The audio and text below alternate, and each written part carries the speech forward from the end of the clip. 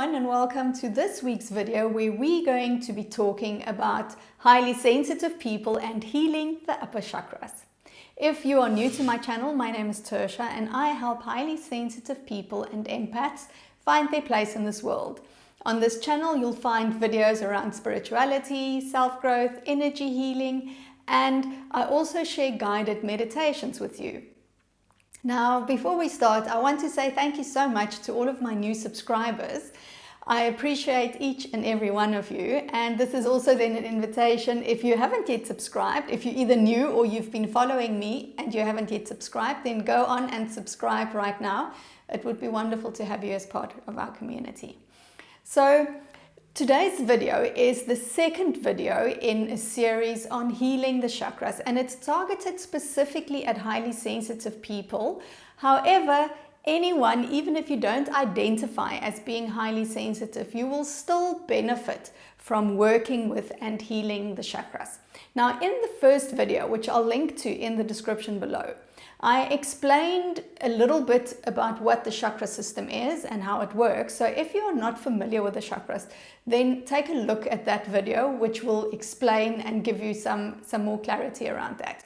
So in the video for today, we're going to be talking about the higher chakras or the upper chakras. I prefer to call them the upper chakras simply because when you use the term higher chakras, it makes it sound as if the top part of the chakras are better than the lower part of the chakras, and that's not the case. Our lower chakras are foundational to a healthy energy and a well-balanced energy system.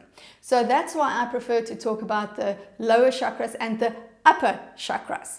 So the upper chakras that we'll be discussing today then, the heart chakra, the throat chakra, the third eye chakra, and then the crown chakra, which is on top of your head. So let's begin with the heart chakra. The heart chakra is in the center. It is the center of us, of who we are. And the heart chakra is then also responsible for connecting your upper chakras with your lower chakras. Now, the theme of the heart chakra is, as you can imagine, it is love and connection. And for highly sensitive people, what you will often find is that the heart chakra might be overactive. And I just want to make a little side note yet, because it's not always going to be the case, all right? So the information that I'm sharing with you in these videos and the things that I'm telling you, it is more of a general interpretation and a general overview, because we aren't little robots that you can fit into a little box. We have different experiences in life. We have different ways of interpreting the world. We have different lenses and perspectives on the things that happen to us. And because of this, our response to the things that happen to us is always different. This really is a general guideline for you to find a point to begin to work from.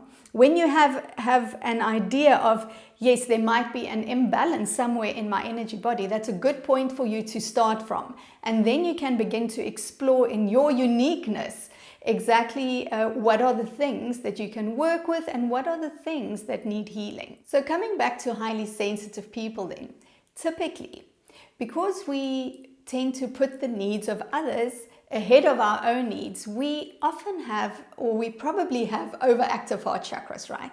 And how this shows up is that we really begin to neglect ourselves. We begin to neglect our own needs. We don't speak up for what we believe in, which in turn affects our throat chakras. We don't feel our anger. We don't want to feel anger. We suppress our stronger emotions. We might avoid confrontation, which is then affecting your solar plexus. So by having an open heart chakra, by being overactive in the heart chakra area, what happens is that the throat chakra and the solar plexus chakra, which are the two neighboring chakras, actually then become more closed. So that's what causes the imbalance. The way then to heal the heart chakra is, let's look at both ways. If your heart chakra tends to be overactive, if it is too open, if you struggle with boundaries, if you struggle with having confrontations, if you are afraid of your own anger, emotion, and you don't allow yourself to feel that, The way that you can begin to heal the chakra is by strengthening your lower chakra. So by strengthening your root chakra, the solar plexus chakra, and then also the throat chakra. So if we bring the throat chakra and the solar plexus chakra into balance, it is going to allow the heart chakra to come into balance as well. So I don't want you to think in terms of, I need to learn how to close my heart chakra. No, I need to learn how to open my solar plexus and open my throat chakra, because typically if the heart is overactive, you're going to find that the solar plexus and the throat might be underactive. Now, if on the other side you find that because of the things that have happened to you, because of your experiences, because you felt that you have been hurt just one time too many, you have gone and closed down your heart chakra. You've closed down your heart to stop yourself from feeling the pain of others, feeling the pain of the world, and feeling your own pain. Because remember, if we shut out the pain of everyone else, if we avoid feeling the pain of the world, we are also avoiding feeling our own pain. So you're shutting your own energy stream down as well by closing down your heart chakra. So this is not to judge you, it's an observation to say that if your heart chakra is closed, you are preventing yourself from feeling peace and joy and centeredness. And by beginning to open the heart chakra, you can bring your whole body into alignment again. And the way that you open your heart, some of the things that you can do to begin to open your heart chakra, the biggest thing I think is to practice forgiveness, to forgive yourself and to forgive others. And I've spoken about forgiveness before in some of my videos. I think maybe a big challenge that we have is a lot of times we think that when we forgive someone, it means that we made what they have done to us okay. And that's not the case. When we forgive someone, we release the attachment, the energetic attachment that we have to this event that has happened to us, or to this person who has done something to us. So you're not making it okay, you're just releasing the weight of carrying that along with you. A second thing that you can begin to do to begin to open the heart chakra is to practice self-care. I've also created videos around that, which I will link to in the description below. Actually, what I'll do, otherwise I'm just going to keep on saying I've made a video on that, I've made a video on that. So what I'm going to do is in the playlist, or in the description below, I'm going to put a playlist, and in this playlist will be a lot of videos that is going to help you to begin to heal your energy body. So after you've watched this video, you can, click on the playlist below and then work your way through all of the videos there. All right, so going back then to forgiveness, or to self-care rather. So practicing self-care, creating self-care rituals is going to be something that definitely works to open the heart chakra. And then the third thing, which is maybe more important even than forgiveness, or it's maybe a prelude to forgiveness, is to do the inner work, to do inner healing. And here I'm talking about inner healing specifically around our inner child, our core wounds. And a lot of times when we begin to walk the path of healing our core wounds, it's not always easy to do this on your own. And that's where working with someone like an energy healer or a coach, or an EFT practitioner, to help you see those things that you can't necessarily see for yourself, to allow you to begin to reflect so that you can step into a space of healing. And you don't have to do it on your own, which can be scary and lonely, but you can have someone who kind of supports you and cheers you on and holds the space for you to begin to create this healing in your own life. So just a little thought about that. Now, the next chakra that we want to talk about is the throat chakra, and this is the center of our authentic expression. It's about communication, it's about speaking our truth. And the throat chakra, typically, if there are any imbalances in the throat chakra, it shows up in things like thyroid problems, anything to do with the throat, the neck, the shoulders. And there are so many things that can happen to us in life which can tell us to be quiet and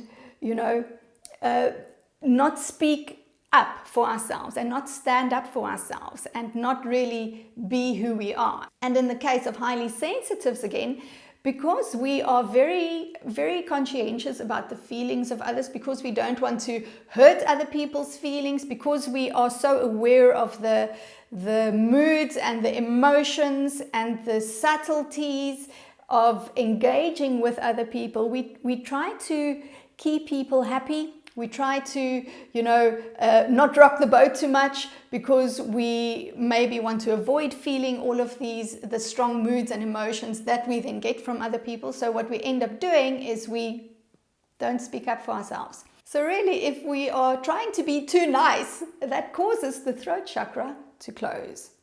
And the way that we begin to heal our throat chakra, the way that we begin to fully step up into our authenticity, is to begin to speak our truth.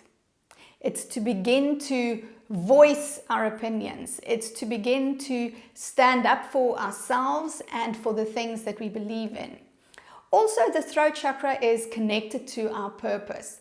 And there's a lot of videos and information online about finding your life purpose. And I just want to say something about that here. And that is my view, is that our life purpose is not something out there that we need to go and search for and, that we have to go and find. I believe our purpose unfolds within us when we are aligned with our own truth. So if we do the inner work, if we do the healing, if we forgive, if we nurture ourselves, if we make sure that we are aligned with our essence, if we remember who we are, the truth of who we are, then our purpose begins to unfold organically as a result of that. And this is how we then show up in the world. The final thing that I want to add to things that we can do to begin to activate the throat chakra is to be our word.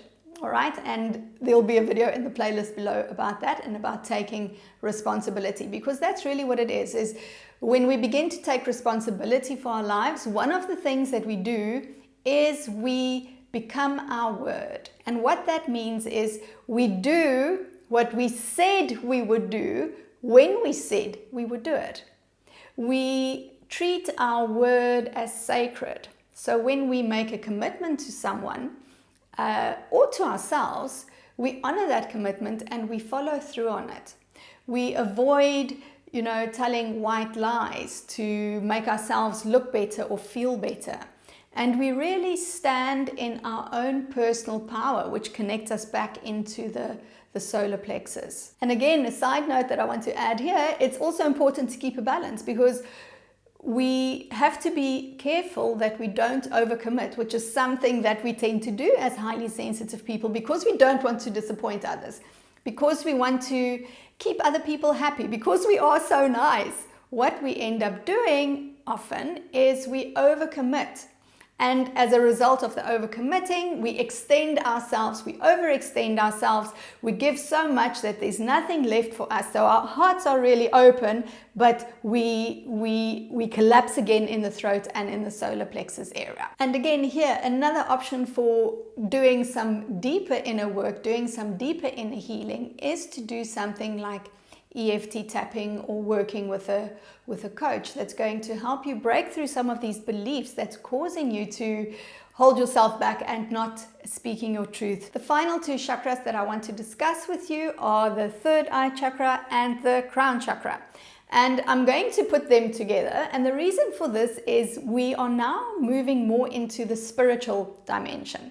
So your root chakra up to your throat chakra is more connected to the physical, and the third eye chakra and the crown chakra is more connected to the spiritual dimension. So our third eye, which is located between the brows here on your forehead, this is really our connection to intuition. Highly sensitive people, especially, because we tend to be intuitive by nature. That's one of our traits, is we have we're able to sense subtleties. We have an ability to be maybe more intuitive or more sensitive to our intuition. And because we overthink things, we intellectualize things, we can end up spending a lot of energy up here in the third eye area and also in our crown chakra. Now, the crown chakra is our connection to the divine. This is where we remember that we are not separate, but that we are one. We are all connected to each other and connected to the divine. So, as I said, highly sensitive people, because we overthink things, because we intellectualize things a lot of the times, because of our level of processing, because we are naturally more intuitive, it could be that we spend a lot of time up in these energy centers, and the result is that we can easily feel ungrounded. So this could show up as being spacey or flaky or ungrounded or even out of touch with reality, and where you feel completely disconnected maybe to the world around you and the people in your life. And the answer here is not to try and close down these chakras or to stop thinking, but it's about bringing things back into balance. And we bring things back into balance by working with the lower chakras. So if you begin to do grounding exercises, which I spoke about in the first video of this series, if you work with grounding, if you work with setting energy boundaries, if you work with standing in your power, connected to your sacral chakra, these are all things that are going to ground you. It's going to strengthen and open these lower chakras, which will then allow more of a balance to come in. So it's important to look at the energy system as a whole. All of these chakras are interconnected, and once you start working with the one chakra, when you start doing some healing work or some clearing work around the one chakra area, it is going to have an effect on the other chakras because they are interconnected. They don't stand in isolation. And for purpose of this video, it might sound, based on what you've heard in this video and the other information out there, it might sound that they're like little independent centers, but they're actually not. Everything is connected and interconnected to each other, and the things that we do on one level is automatically going to flow through onto the other level. And again, this is why doing inner healing and inner work is fundamental to us creating happy and balanced lives, because when we work on the different core wounds, it automatically gives a benefit to the other areas of our life.